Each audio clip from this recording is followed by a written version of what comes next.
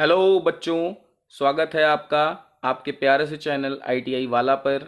और आप देख रहे हैं 2 मिनट सीरीज ऑफ टूल्स का भाग 8, जिसका पूरा नाम है औजार भाग 8। और इस 8वें भाग में आप एक नए औजार के बारे में जानकारी प्राप्त करेंगे, जिसका नाम है फेज टेस्टर।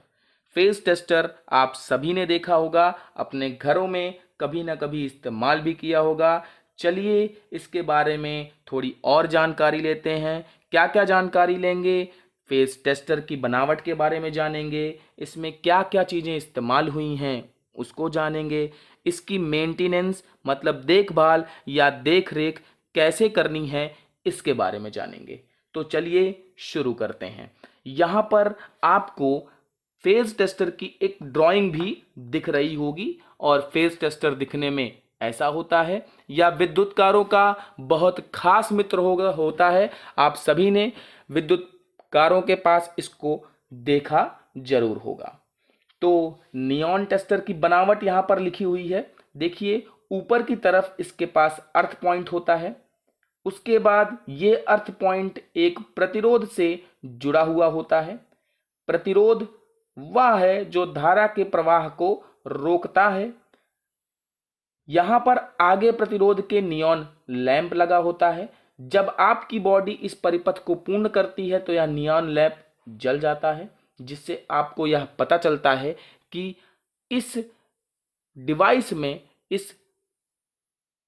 में करंट आ रही है या नहीं, बिजली आ रही है या नहीं। आगे की तरफ इसकी स्टेम होती है और सबसे आगे इसकी टिप होती है। यहां पर आप देख रहे होंगे स्टेम के ऊपर इसके इंसुलेशन भी है। ये आगे टिप है, पीछे अर्थ पॉइंट है, ये क्लिप है जिसको होल्ड करने के लिए लगाया जाता है। अंदर की तरफ आप प्रतिरोध भी देख रहे होंगे और आगे की तरफ आप नियॉन लैंप भी देख रहे होंगे।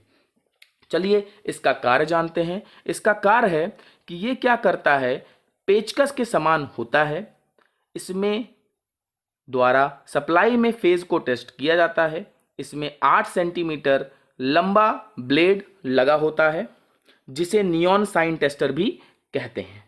इसका प्रयोग 500 वोल्ट तक विद्युत की उपलब्धता को जांचने के लिए किया जाता है।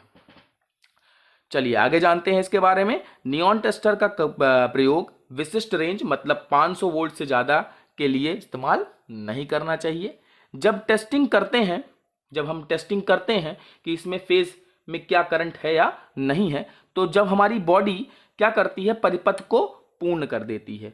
पर अगर हम जूता पहन करके परिपथ को पूर्ण करना चाहें तो परिपथ नहीं पूर्ण होता है, तो हम क्या करते हैं, इस अर्थ पॉइंट को अपने हाथों से टच करते हैं, जिसकी वजह से क्या हो जाता है, परिपथ पूर्ण हो जाता है और धारा प्रवाह शुरू हो जाता है। और इस फेज टेस्टर को आप हल्के कार्यों की तरह, पेचकस की तरह भी यूज कर सकते हैं। किया ही होगा आप लोगों ने, ठीक है ना। तो आज आप लोगों ने क्या जाना, फेज टेस्टर के बारे में जाना।